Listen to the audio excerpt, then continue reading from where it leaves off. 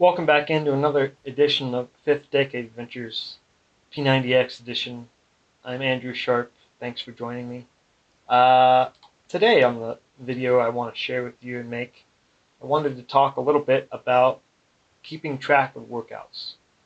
This was brought up to me recently as I had someone on social media reach out to me as I mentioned that he was asking about how do you keep track of your workouts and what you're doing. And I had mentioned to him that I had made some digital spreadsheets of all of the various P90X DVD routines. And I was happy to share them with him. I think he's in Sweden.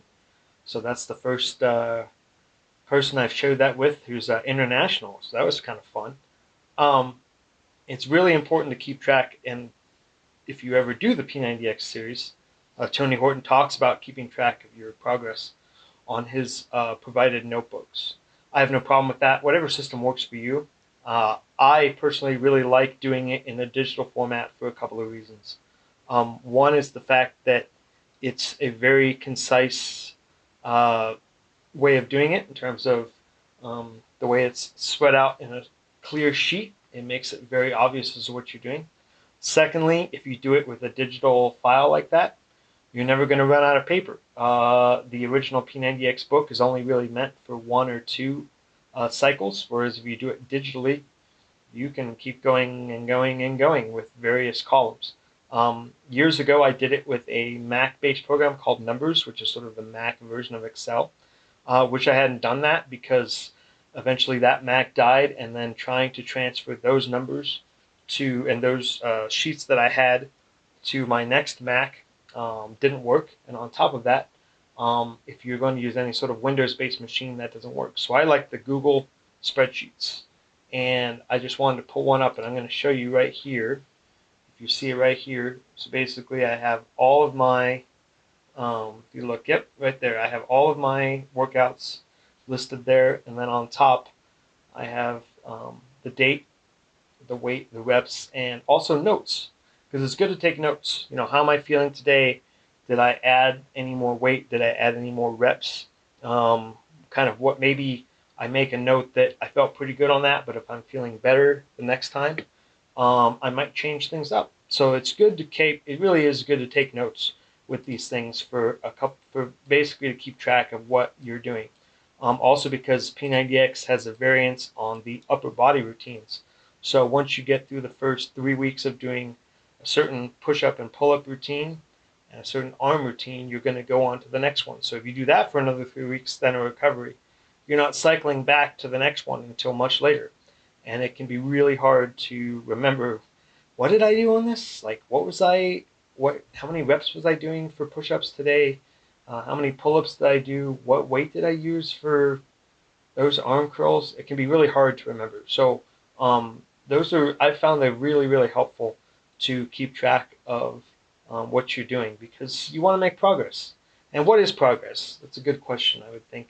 For me, progress is incremental. I'm not trying to, especially as I get a little older, I know how much I can bite off and chew. I'm trying to have progress without it being either injury progress, i.e. lifting too much weight. I want to be able to come back the next day. I don't want to just blow myself out every time. Sidebar, story time, because I think that's a good segue. I had a roommate in college. He was a very good dude. Him and I actually need to reconnect, but that's another story for another day. And he was pretty big. He was one of those guys that thinks he's small, and he's like 6'2" and pretty jacked. And so I used to go with him sometimes to the gym, and I would do some free weight routines with him. Didn't really know what the hell I was doing, and basically would overlift to the point where I was so sore for 6 days afterwards that it killed any desire to go back on any consistent basis. And we all know consistency is really important when it comes to any workout program. So I was super bad about consistency after that. Also, I had a lot of classwork at the time, so that didn't help either. But if I could go back in time, I definitely would have carved out time for the working out, because it's definitely would have been a very good way for me to deal with a lot of the pressure of college. Just a good stress relief from. I had a lot of schoolwork and a lot of things to do, so that would have been really good. But anyway, um, it's good to make sure that you are keeping track of your progress. And even if and what is and again, I'm going to cycle back. What is progress? For me, progress is adding some weight, adding some reps. I totally going bananas with it by week 3. I don't think it's going to help you. For me, at least, also, I think it lowers my injury risk because I've had in the past when I did this, I would have my muscles would get really strong, but my tendons and some of my joints would not be able to support as much weight in terms of lifting because they would get pretty sore or not feel very good. And so I've tried to always take it more on the higher reps approach than the heavy weight approach. High reps because I just want to be a little bit more lean. That's something I've always had to struggle with a bit. And I think for me, it's more about getting a good overall workout in as opposed to um, getting super huge. That's never been my goal at all. So, and progress can be incremental. And some days you're going to feel better about it, and some days you're going to feel like you're just happy to be there, which I totally think is valid as well. And for example, though, with this last cycle, I've been trying to add one push-up to every set that I do when I do the chest and back.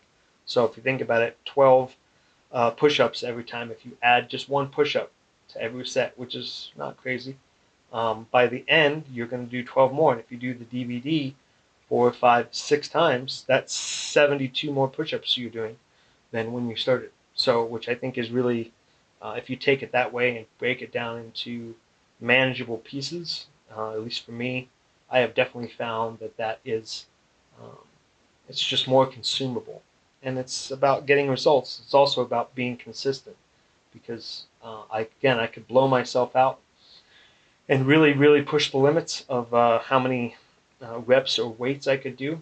And then I'd either be kind of miserable on the days off or I'd be dreading hitting play on the next time we go live on the DVDs. So anyway, I just wanted to jump in front of the camera for y'all. I'm still a little sweaty from today, but feeling good. And I think this is always a good time to share my thoughts with you on my journey. And things are still going very well. I've managed to keep going with this routine and this workout cycle. And I'm pretty happy about it. So anyway, progress is being made. And thanks for tuning in. And I hope to keep sharing my progress as I go along, staying in shape, getting in shape well into my 40s. And thanks for hanging out with me and sharing the journey. And until next time, talk to you later.